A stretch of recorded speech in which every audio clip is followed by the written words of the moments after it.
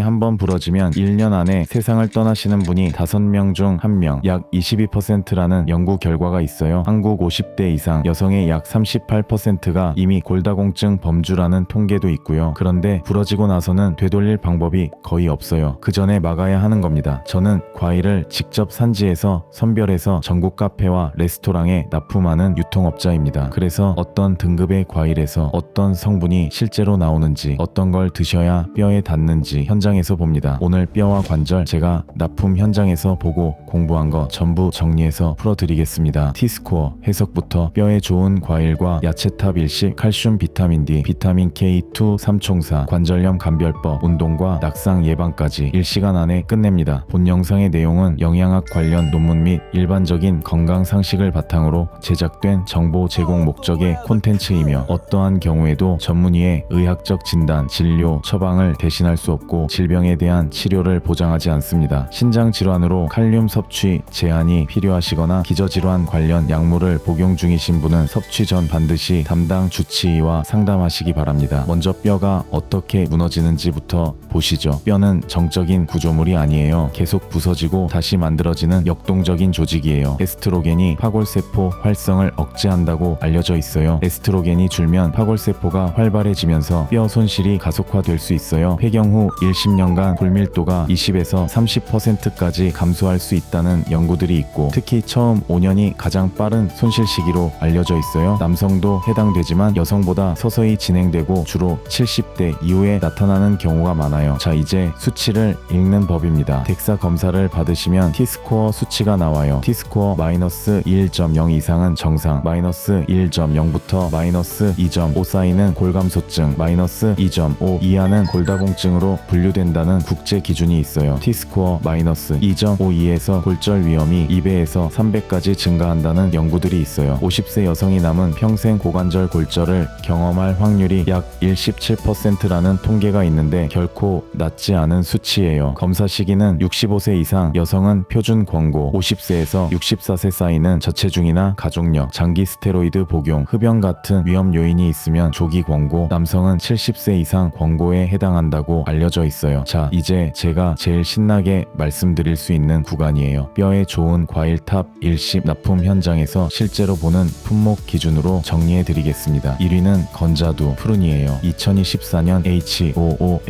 HOOSHMAND 연구진의 펜스테이트 PRUNESTUDY 미국 임상 영양학 저널에 실린 235명 폐경 후 여성 대상 12개월 RCT에서 푸른 하루 50g, 그러니까 4알에서 6알 섭취군에서 고관절 골밀도 보존과 관련된 결과가 보고됐어요. 같은 연구에서 경골 피질골 밀도와 추정 강도 보존에 대한 보고도 있었어요. 메커니즘으로는 붕소가 칼슘과 마그네슘을 뼈에 고정시키는 데 관여하고 비타민 K가 오스터칼신 활성화에 관여해서 칼슘이 뼈로 가는 방향을 잡아주고 폴리페놀이 항산화 한 겸으로 파골세포 활성 억제와 관련 있다고 알려져 있고 식이섬유가 칼슘 흡수를 돕는 장내 환경 조성과 관련 있다는 연구들이 있어요. 하루 4알에서 6알, 이게 기준이에요. 건자두가 아니면 생자두 8배에서 12개 수준으로 참고하실 수 있어요. 유통업자 팁 하나 드리면 건자두는 반으로 갈랐을 때 단면이 촉촉하게 당겨지고 과육색이 짙은 암적갈색이 살아있는 게 폴리페놀 함량이 높은 편이에요.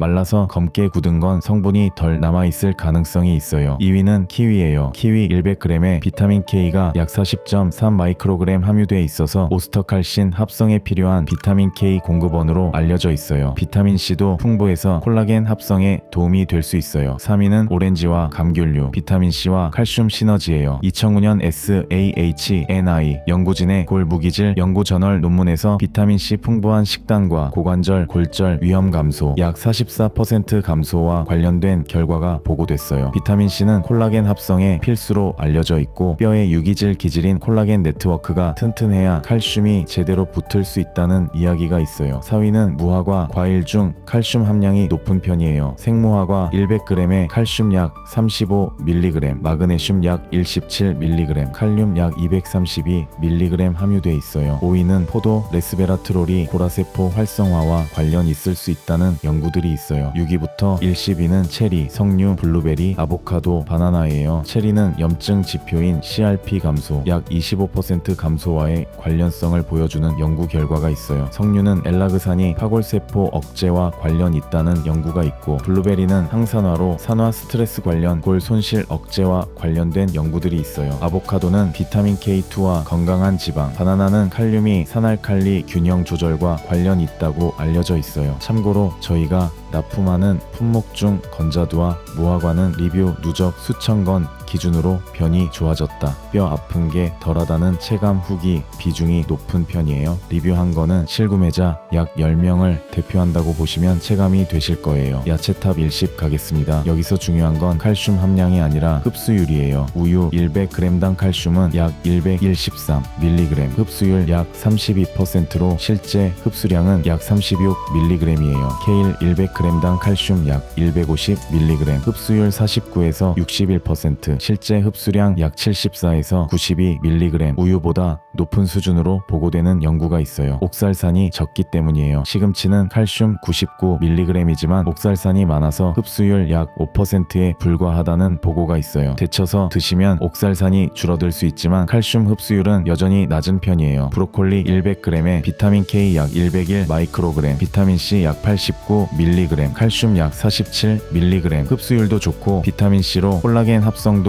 도울 수 있어요. 청경채와 봄동도 옥살산이 적어서 칼슘 흡수율이 높은 채소로 알려져 있어요. 자, 이제 칼슘, 비타민 D, 비타민 K2 삼총사 이야기입니다. 칼슘만 드시면 뼈에 못 가는 경우가 있다는 걸 알아두셔야 해요. 칼슘이 뼈로 가려면 비타민 D가 장에서 칼슘 흡수를 촉진하고 비타민 K2가 흡수된 칼슘이 뼈로 가도록 방향을 잡아준다고 알려져 있어요. 2015년 TAI 연구진의 BMJ 메타 분석에서 칼슘 단독 보충과 BMD 증가 약 1에서 2%의 관련성이 보고됐는데 임상적 효과는 제한적이라는 평가가 있어요. 비타민 D를 함께 쓰는 조합이 더 효과적이라는 연구들이 있어요. 2013년 KNAPEN 연구진의 골다공증 국제저널 논문에서 비타민 K2, MK7 3년 보충과 요추, BMD 유지, 대퇴골경부 강도 개선의 관련성이 보고됐어요. 칼슘 보충제 주의사항을 말씀드리면 칼슘 과잉 보충, 하루 1500mg 이상을 드실 경우 신장결석 위험이 약 17% 증가할 수 있다는 연구들이 있어요. 하루 500mg 이상은 한 번에 흡수되지 않을 수 있어서 분할 복용을 참고하실 수 있어요. 심혈관 석회와 관련 연구 논란이 있어서 음식으로 칼슘을 먼저 섭취하고 부족한 경우에만 보충제를 고려하는 방향이 일반적으로 권고되는 편이에요. 비타민 D 목표 수치는 혈중 25 하이드록시 비타민 D 기준으로 40에서 60 나노그램 퍼 밀리리터가 최적 범위로 언급되고 20 나노그램 퍼 밀리리터 미만은 결핍으로 골절 위험 증가와 관련된 연구들이 있어요. 한국인 비타민 D 부족 비율이 약 75%로 알려져 있어요. 하루 2000에서 4000 국제 단위 보충이 권장되는 경우가 많지만 개인차가 있어서 혈중 수치 측정 후 조정하시는 방향을 참고하실 수 있어요. 비타민 K2는 MK7이 방암기가 길어서 약 3일 MK4보다 적은 용량으로 효과를 볼 수 있다는 연구들이 있어요. 권장 용량은 MK7 기준 하루 90에서 180 마이크로그램 수준으로 언급되는 편이에요. 와파린 같은 혈액 응고 억제제를 복용 중이시면 비타민 K2 복용 전 의사와 상의가 필수예요. 관절염으로 넘어갈게요. 류마티스와 퇴행성은 완전히 다른 질환이에요. 류마티스는 자가 면역으로 관절을 공격하는 질환이고 30대에서 50대에 많이 나타나며 아침 경직이 1시간 이상 지속되고 열과 부종이 있으며 양측성으로 손가락과 손목에 분포하고 혈액 검사에서 RF와 CCP 양성이 나오는 특징이 있어요. 퇴행성 관절염은 연골 마모로 50대 이후에 많이 나타나고 활동 후 통증이 오며 열과 부종은 경미하고 무릎 엉덩이 척추에 분포하며 혈액 검사는 정상이거나 경미하다는 차이가 있어요. 류마티스는 조기 치료가 관절 파괴를 막는 데 중요하다고 알려져 있고 퇴행성은 체중 관리, 운동, 근력 강화가 핵심이라는 게 일반적인 권고예요. 폐경 후 여성에서 퇴행성 관절염 위험이 약 2배 증가한다는 연구가 있어요. 관절에 좋은 과일과 식품, 체리는 2013년 KELLEY 연구진의 영양학 저널 논문에서 CRP 감소 약 25% 감소와의 관련성이 보고됐어요. 안토시아닌이 콕스2 효소 억제와 관련 있다고 알려져 있어요. 통풍성 관절염 관련으로는 2012년 관절염과 류마티즘 저널에서 체리 섭취군의 통풍 발작 감소 약 35% 감소와 관련된 연구 결과가 보고됐어요. 파인애플 브로멜라인은 2004년 웬케이엔과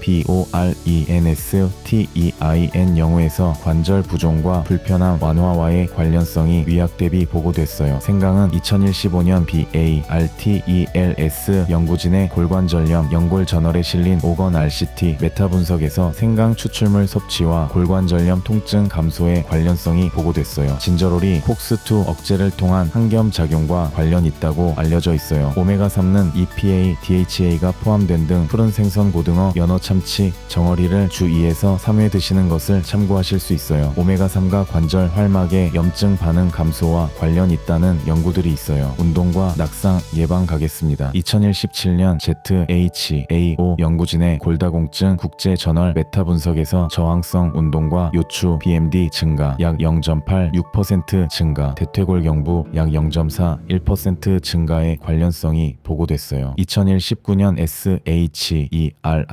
SHERRINGTON 연구진의 영국 스포츠 의학 저널 연구에서 운동과 낙상 감소 약 23% 감소, 부상성 낙상 약 39% 감소의 관련성이 보고됐어요. 체중부하 운동은 걷기, 계단 오르기, 조깅, 무릎 문제가 없는 경우에 한해서요. 그리고 점프 운동이 충격으로 뼈에 자극을 줘서 조골세포 활성화와 관련 있다고 알려져 있어요. 저항성 운동은 스쿼트, 런지, 데드리프트, 탄성 밴드, 운동 기계 운동이 권장되는 편이에요. 균형 훈련은 한 발 서기를 좌우 30초씩 시도해보시는 분들이 많고, 타이치, 태극권이 낙상 예방과 관련된 다수 연구가 있으며 요가가 균형 감각과 유연성에 도움이 될 수 있어요. 수영과 자전거는 체중 부하가 없어서 심폐와 근육에는 좋지만 골밀도 개선 효과는 제한적이라는 평가가 있어요. 낙상 예방 체크리스트는 집 안 미끄럼 방지 매트를 욕실과 계단에 깔아두는 것을 참고하실 수 있고, 걷는 경로의 장애물 제거, 밤 화장실 조명 확보, 하체 근력 유지, 균형 감각 훈련, 전기 시력 검사, 낮은 굽과 미끄럼 방지, 밑창 신발을 권장하는 편이에요. 자주 묻는 질문 몇 가지로 마무리할게요. 칼슘제가 심혈관에 나쁘다는 말에 대해서는 고용량 칼슘 보충제, 하루